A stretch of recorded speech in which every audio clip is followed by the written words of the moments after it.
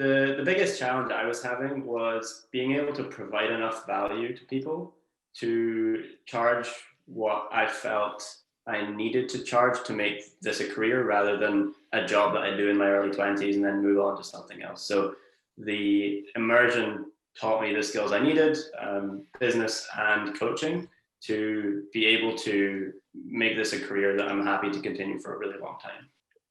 Originally, I'd been doing some online coaching, doing CrossFit workouts, but it's such a diluted market that it's hard to create a business out of that because you're not providing a lot more value than anyone else is.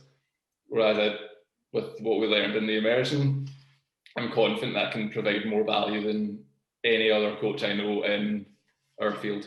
I could actually solve people's problems, like the things that frustrated me, and then that is valuable. It's much more valuable than more of general fitness work that anyone can provide. I could actually solve the problem that was driving both parties mad, and it's definitely more valuable than the other things I was doing. I left the immersion about 18 months ago now, or I finished up with the immersion just about 18 months ago. And in that time, I think my income's almost doubled.